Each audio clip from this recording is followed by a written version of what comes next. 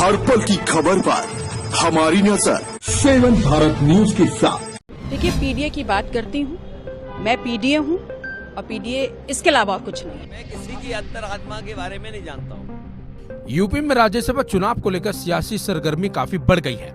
खबर तो ये भी आने लगी थी कि पल्लवी पटेल ने राज्यसभा चुनाव में क्रॉस वोटिंग की है, लेकिन जब पल्लवी पटेल से इसे लेकर सवाल किया गया था तो उन्होंने इस पूरे मामले पर बड़ा बयान देते हुए कहा कि मैं ईमान की राजनीति करती हूँ, धोखा देना मैंने नहीं सीखा है। साथ ही साथ पल्लवी पटेल ने साफ कर दिया है कि वो पीडीए में रहेंगी। जानकारी के मुताबिक सिराथू से विधायक पल्लवी पटेल ने राज्यसभा चुनाव में सपा प्रत्याशी को वोट दिया है। पल्लवी पटेल ने कहा कि मेरी प्रतिबद्धता पीडीए के लिए है, मैंने हमेशा से पीडीए की वकालत की है, इसलिए मेरा वोट पीडीए के हित में समाजवादी पार्टी को गया है। पल्लवी पटेल ने 2 टूक कहा है कि उन्होंने समाजवादी पार्टी के प्रत्याशी को वोट दिया है। आइए आपको सुनाते हैं पल्लवी पटेल का पूरा बयान। आखिरकार उन्होंने कहा क्या। देखिए, पीडीए की बात करती हूँ, मैं पीडीए हूँ और पीडीए इसके अलावा कुछ नहीं है। नहीं, इसके अलावा मतलब क्या आपने रामजी लाल सुमन को किया है या किसको किया? एक बार अगर क्लैरिफिकेशन की तो वोट कास्ट भी कर दिया आपने। मैंने रामजी लाल सुमन जी को वोट किया है। तो कहा जा रहा था कि कुछ डिफरेंसेस हो रहे थे आपके और समाजवादी पार्टी के बीच, अखिलेश यादव से भी फोन पे कोई बात हुई थी, तो क्या उसका कोई?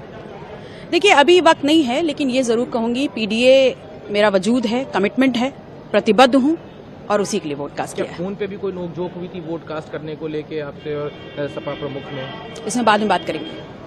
अभी आपने सपा को वोट किया है, मतलब रामजी लाल सुमन को वोट किया? मैंने पीडीए को वोट किया है। अब आप अखिलेश यादव का बयान भी सुन लीजिए, जिसमें अखिलेश यादव ने पल्लवी पटेल का जिक्र किया था और इशारों में उन पर निशाना भी साध दिया था। हर एक में साहस नहीं होता है जो सरकार के खिलाफ खड़ा हो जाए।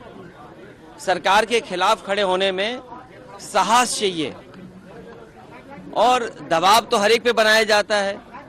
ये बात कौन नहीं जानता है कि भारतीय जनता पार्टी जीतने के लिए कोई भी हथकंडा अपनाएगी। जिस भारतीय जनता पार्टी ने चंडीगढ़ में बेईमानी की हो, बैलेट से जब वोट पड़ा, जीतने के लिए उन बैलेटों को किस तरीके से बिगाड़ा गया, किस तरीके से वोट खराब किया गया और अधिकारी के माध्यम से। उस समय अगर सीसीटीवी ना होता और बैलेट से वोट ना पड़ा होता तो शायद भारतीय जनता पार्टी को इस तरह से बदनाम होते हुए नहीं कोई देख पाता। जहां तक यूपी का सवाल है, राज्यसभा के चुनाव में भारतीय जनता पार्टी ने सब कुछ किया है वोट लेने के लिए, और जो लोग गए हैं उनमें साहस नहीं रहा होगा सरकार के खिलाफ खड़ा होने में। देखिए, कार्रवाई निश्चित होगी, क्योंकि पार्टी के जितने भी हमारे साथी हैं उनका मानना है कि ऐसे लोगों को दूर कर दीजिए। अभी तक तो कद्दावर नेता लग रहे थे, लेकिन कद्दावर नेता निकले नहीं, ये बात समझ में आ गई। दरअसल समाजवादी पार्टी के 7 विधायक पाला बदलकर बीजेपी उम्मीदवार के प्रति समर्थन जता चुके हैं। बदायूं से सपा विधायक आशुतोष मौर्य ने भी बीजेपी का समर्थन किया है। इससे पहले हंडिया से सपा विधायक हाकिम चंद्र बिंद ने बीजेपी के उम्मीदवार का समर्थन किया था।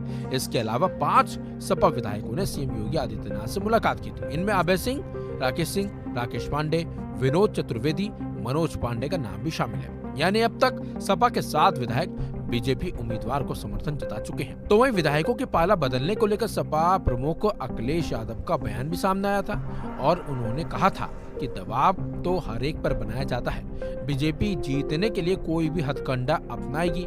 साथ ही साथ उन्होंने कहा कि हर एक में ये साहस नहीं होता कि वो सरकार के खिलाफ खड़ा हो जाए। सरकार के खिलाफ वोट करने के लिए हिम्मत की जरूरत होती है। हर एक में साहस नहीं होता है जो सरकार के खिलाफ खड़ा हो जाए। सरकार के खिलाफ खड़े होने में साहस चाहिए और दबाव तो हर एक पे बनाया जाता है। ये बात कौन नहीं जानता है कि भारतीय जनता पार्टी जीतने के लिए कोई भी हथकंडा अपनाएगी। जिस भारतीय जनता पार्टी ने चंडीगढ़ में बेईमानी की हो, बैलेट से जब वोट पड़ा, जीतने के लिए उन बैलेटों को किस तरीके से बिगाड़ा गया, किस तरीके से वोट खराब किया गया और अधिकारी के माध्यम से। उस समय अगर सीसीटीवी ना होता और बैलेट से वोट ना पड़ा होता तो शायद भारतीय जनता पार्टी को इस तरह से बदनाम होते हुए नहीं कोई देख पाता।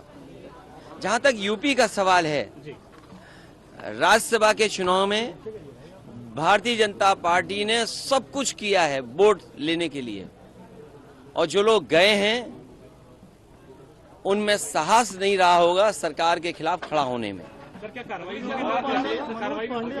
देखिए, कार्रवाई निश्चित होगी, क्योंकि पार्टी के जितने भी हमारे साथी हैं उनका मानना है कि ऐसे लोगों को दूर कर दीजिए।